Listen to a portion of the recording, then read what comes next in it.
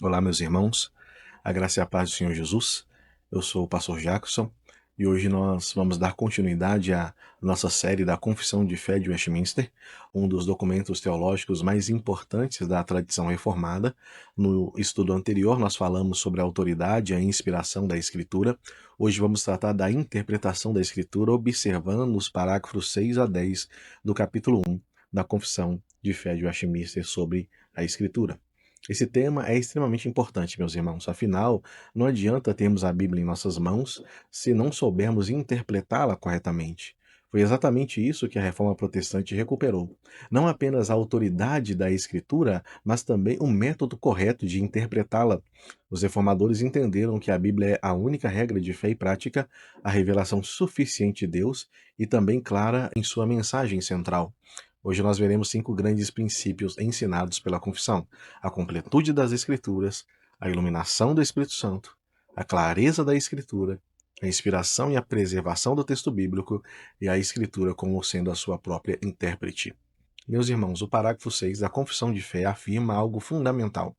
Todo o conselho de Deus necessário para a glória dele, para a salvação e para a vida do homem está na Escritura ou pode ser claramente deduzido dela. Isso significa que a Bíblia é suficiente.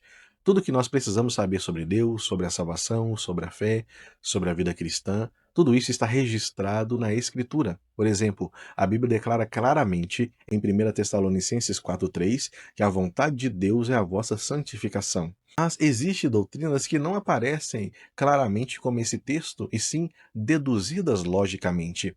Um exemplo clássico é a doutrina da Trindade. A palavra Trindade não aparece na Bíblia, porém a Escritura afirma que o Pai é Deus, o Filho é Deus e o Espírito Santo é Deus. Ao reunir esses dados bíblicos, nós chegamos à conclusão de que Deus é um em essência e três em pessoas.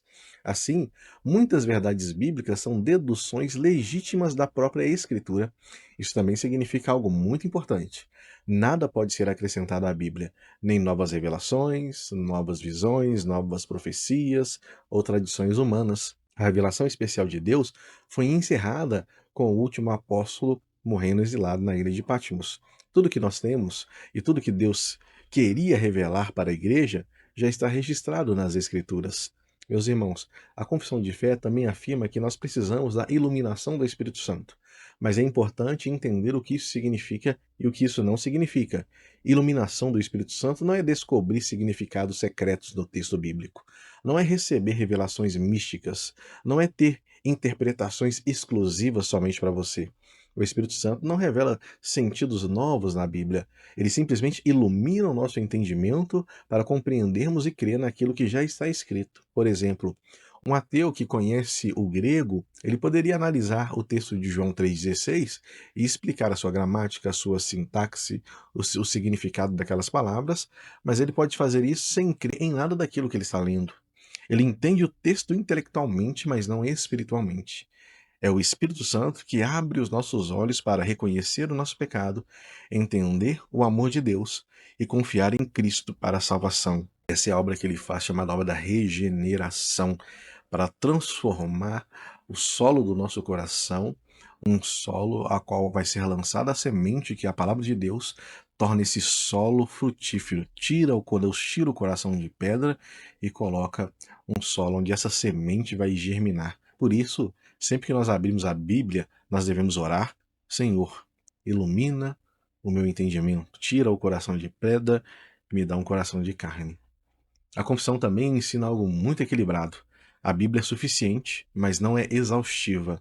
Ela não responde todas as questões da vida prática da igreja. Por exemplo, a Bíblia não fala sobre qual o horário que deve ser o culto, como deve ser colocado à disposição das cadeiras, ou seja, cadeira ou bancos na igreja, divisões de classes na escola bíblica dominical.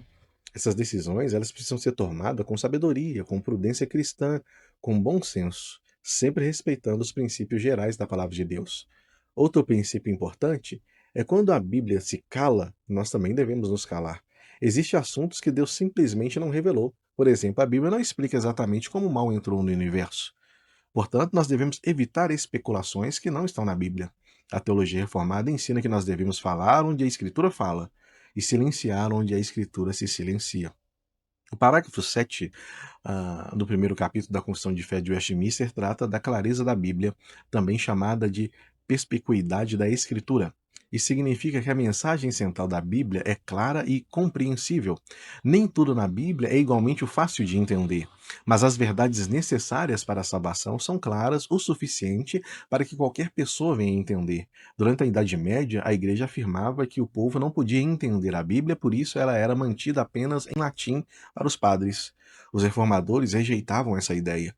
Um grande exemplo foi Martinho Lutero, que traduziu a Bíblia para o alemão para que o povo pudesse lê-la. Eles acreditavam que qualquer cristão poderia compreender a mensagem essencial da Bíblia, e é o que nós vemos em Atos 17:11, quando os bereanos examinavam as Escrituras diariamente para conferir se as pregações do apóstolo Paulo eram verdadeiras. Isso mostra que a Bíblia é clara o suficiente para ser examinada pelo próprio povo de Deus. Ao mesmo tempo, a teologia reformada reconhece que existem textos difíceis. O próprio apóstolo Pedro disse que nas cartas de Paulo existem coisas difíceis de entender. Isso acontece porque a Bíblia é muito antiga, foi escrita em outras línguas e foi escrita em outra cultura. Por isso, nós precisamos estudar a Bíblia, pesquisar a Bíblia, consultar comentários e ouvir pregações fiéis. Mas o mais importante é lembrar que essas dificuldades raramente envolvem doutrinas essenciais da salvação.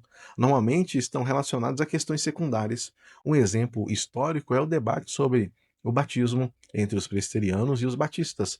Os presbiterianos defendem que o batismo deve ser com água, não importa a quantidade. Já os batistas defendem que a pessoa deve ser totalmente mergulhada na água. Ambos conseguem usar argumentos bíblicos para isso.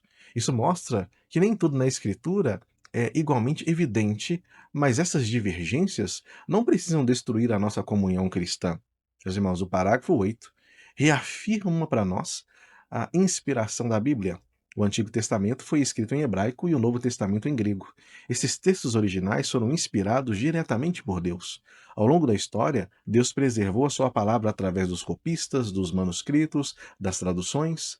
A crítica textual demonstra que nós temos cerca de 97% de certeza sobre o texto original, e significa que nós podemos confiar plenamente nas escrituras que nós temos hoje em mãos, mas devemos lembrar, as traduções não são inspiradas apenas dos originais. Mesmo assim, pela providência de Deus, nós temos acesso fiel à palavra de Deus em nosso idioma. Meus irmãos, o parágrafo 9 e 10 apresenta um dos princípios mais importantes da hermenêutica reformada. A regra infalível de interpretação da Escritura é a própria Escritura, ou seja, a Bíblia interpreta a Bíblia. Quando nós encontramos um texto difícil, nós devemos compará-lo com outros textos mais claros sobre o mesmo assunto. E esse princípio também combate a ideia medieval de que um texto poderia ter vários significados alegóricos. Os reformadores ensinaram algo fundamental. Cada texto da Bíblia possui um único sentido verdadeiro, o sentido pretendido pelo autor. Meus irmãos, agora eu quero trazer algumas aplicações dessas verdades à vida da igreja hoje. Primeiro, ame profundamente a Bíblia.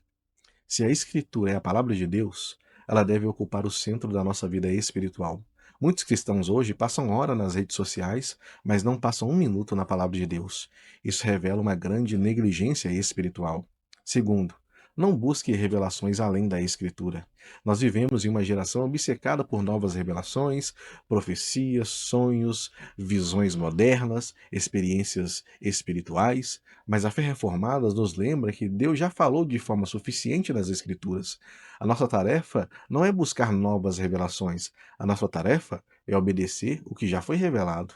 Terceiro, estude a Bíblia com dedicação. O Espírito Santo ilumina o entendimento, mas ele não substitui o estudo. Nós precisamos estudar a Bíblia, contexto, teologia, história bíblica. A ignorância bíblica é um dos maiores problemas da igreja moderna de hoje. Quarto, examine tudo à luz da palavra de Deus. Nenhum líder está acima da Escritura, nem pastores, nem teólogos, nem concílios, nem tradições. Tudo deve ser examinado pela palavra de Deus, como disse o apóstolo Paulo, mesmo que um anjo pregue outro evangelho que seja anátema, ou seja, maldito. Quinto, valorize a pregação da palavra de Deus.